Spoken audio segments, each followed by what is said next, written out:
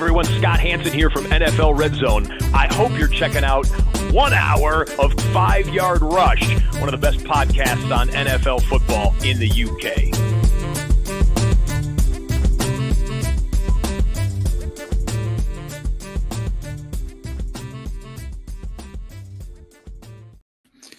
What's happening, Rush Nation? Here we are back again, another show. This one's going to be really quick fire. It's our second most popular show of the week. Start 'em, sit 'em. This one gets definitely a lot of play because it is a short, sharp course into the week in terms of our starts and sits. So I'm going to rattle through the positions, some key starts, some key sits in each position, get you ready to set those lineups for tonight and for the rest of the week. We're going to start the quarterback position. Some quarterbacks you can definitely start this week. Let's start with Bo Nix. Bo Nix, for me, is putting on a really, really good season. He has scored at least 20 fantasy points in 4 of his last 6 games, and he is getting rushing yards. In 4 of his last 6 games, he's had at least 61 rushing yards or a touchdown, so that's an extra 6 points with his legs and a minimum in each of the 4 of the last 6 games. He's got the Falcons this week. They're giving up the 7 most fantasy points allowed to quarterbacks. So, and in their last 4, they've given up over 22 fantasy points to Geno Smith, Baker Mayfield, Dak Prescott, and Derek Carr. Tells you everything you need to know. Get on board here with Bo Nix. He is a top start this week. Other starts for me this week, Justin Herbert. He's up against Cincinnati. They're starting to pass the ball more, starting to definitely get a bit more traction. He has scored at least 21.7 fantasy points in 3 games, in his last 3 games. And in that time, 6 touchdowns, no interceptions. And he's also getting something with his legs, at least over 30 yards in 2 of those 3 games. Would like to see more passing volume than he had in last week with just the 18th attempts, but I do think you're going to see this. And Cincinnati do get the 5th most fantasy points allowed to quarterbacks. Jared Goff's an interesting one. I have him at 14, up against the worst defense for quarterbacks. However, the one thing I would, the 3rd worst, sorry, not the worst. What I would say with them, with Jared Goff is just because they could be up to a big lead. The line is 13, which is scary.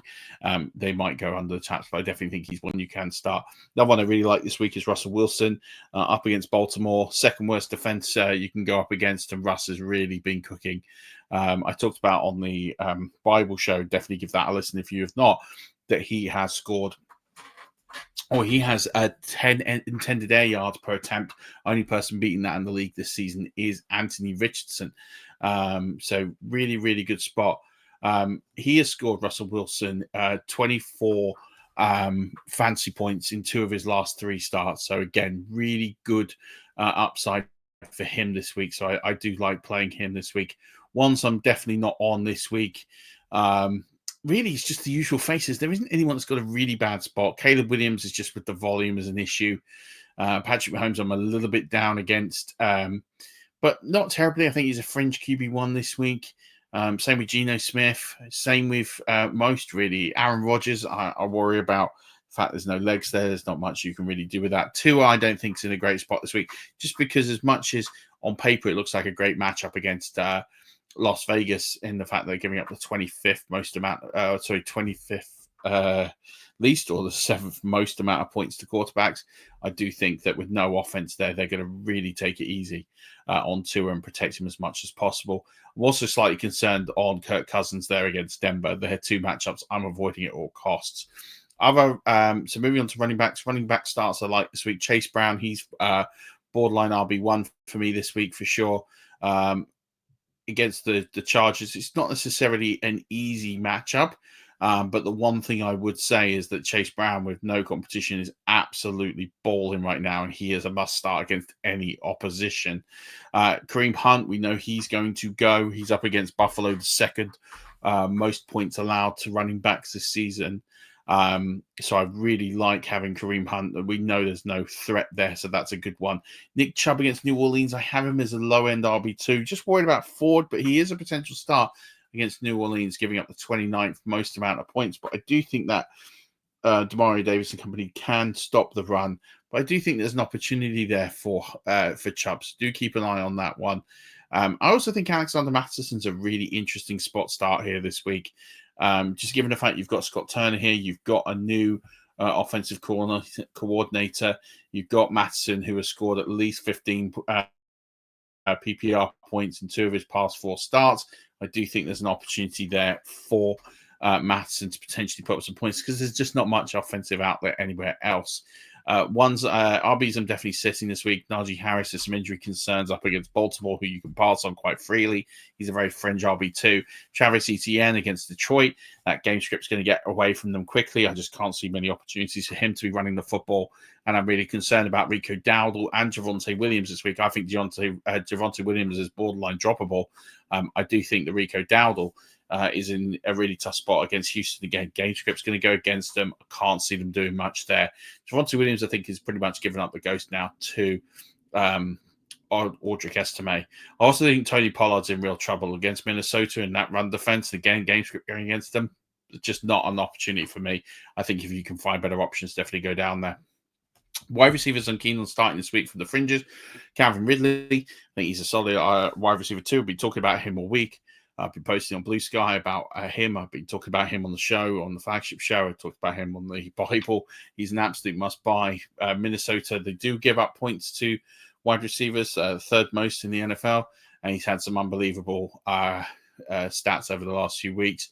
Again, putting up huge numbers, over 22 fantasy points, PPR points in 2 of his last 3 games. Jacoby Myers, I just think he's the only offense that they've got, really, other than Brock Bowers. So I definitely think with Gardner Minshew, there is a bump up here. We've got a solid wide receiver too here. Cortland Sutton should be in a really good spot against Atlanta. Good matchup for him. Should really benefit from that. Atlanta are giving up the 8th most amount of fantasy points to wide receivers, and he is the chief target there. So I definitely make the most of this one for him. I also like Cedric Tillman against New Orleans. You can definitely pass on them. He's got a good matchup. Definitely think he's the favorite target to Jameis Winston. I'll be all over that all day long. Wide receivers I'm sitting this week. Lab McConkey, I think, has a really difficult matchup. I'm not one I'm necessarily relishing for him this week. So he is one in a spot start I'm not too keen on this week. I think Brian Thomas Jr. could be an interesting one, although they do give up a lot of points to wide receivers. Detroit, and he will be the only outlet. How healthy is he? He's one to definitely keep an eye on. DeAndre Hopkins has got a terrible matchup against Buffalo. He's not one I'm too keen on starting. DJ Moore, I think, is pretty much given up. I definitely don't want any part of him in lineups. And Jalen Waddle is just not putting up fantasy points, has not put up 9 PPR points at any point in the season since week 1. So absolutely stay away from him. And one to really keep an eye on, Drake London. He's got a really tough matchup against Patrick Surtain. So do keep an eye on that one. That's going to be a difficult one. Jamar Chase also has a tricky matchup. He's definitely not a sit, but he's, again, another one to keep an eye on. I've got him as a wide receiver too this week. Listen to the Bible for more information on that one. Tight ends for me, you can start. Mark Andrews, I think, will have a good spot this week. David Njoku is my wide tight end 3 this week. I think he's got a really good matchup to exploit. But keep an eye on Hunter Henry. I think he's in touchdown range this week. And Dawson Knox, because if Dalton Kincaid can't go, he will get a lot more work. In case he do give up points to tight ends, keep an eye on him. And Will Dissly against Cincinnati, that's a great matchup. You can take advantage off there. Tight ends, I'm sitting. Cole Kmet, it's pretty much gone off the boil here. Not one I really want too much a part of. So he's one I'm absolutely just ignoring. Full stop here. There's not many tight ends you can really just say I'm ignoring.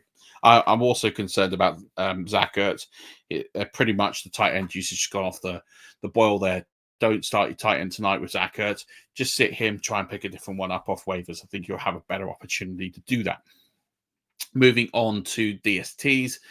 Really love the Texans this week. I think it's a really good play this week. And I also love the Dolphins against Las Vegas. I'm definitely in on both of those.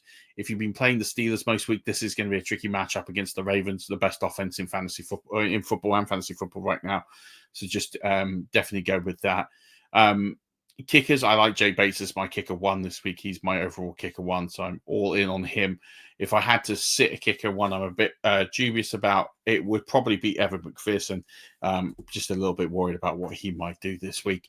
I'm also just a couple of other surprise names just to keep an eye on. Jameson Williams is one I think could be a really interesting reach play, as is both the New Orleans wide receivers, Mason Tipton and Marcus Valdes-Scantling. I have Marcus Valdes-Scantling as a potential wide receiver too, with huge upside this week. He's one I'd definitely be keeping an eye on with the waivers this week, and you feel comfortable sitting. If you want to check out all my rankings, they're on Patreon. You can view them for free. You just have to be a member and sign up. But we all are also holding a trial of our $3 tier for a week, so you can hear the Patreon cast, get all the access to all the content on Patreon for free for a week. See, try before you buy. But the Patreon cast should hopefully convince you. The last two have been absolute dynamite, in my opinion, and of the opinion of those that have joined the community. So make the most of that. But also, you can connect with me on Blue Sky. It's Murph _, or so it's at Murph NFL .bsky, and all the other usual endings of .social. I think it is. So it's .bsky.social. It's an awkward one, but you get used to it. But yeah, you can interact there. But as I always sort of say, that pretty much exclusively kill questions for the Patreon. And you can get all my rankings on Patreon, so check them out. They're up to date as of now. That's going to do it for this week. Thank you so much for starts and sits. Hopefully you view our other content. Please like, please subscribe, please comment, please help us get some reach. Please join the conversation on Blue Sky. More importantly, do just keep dropping comments and things like that. It'd be really good to get more engagement on the YouTube channel. Really trying to get to 500 followers before the end of November, so please help us with that. But until then, Rush Nation, don't forget, as always, I'll be back tomorrow with the Bible Part 2 and also maybe something else, but definitely a Patreon cast, so check out that trial. Links in the show notes. Keep rushing.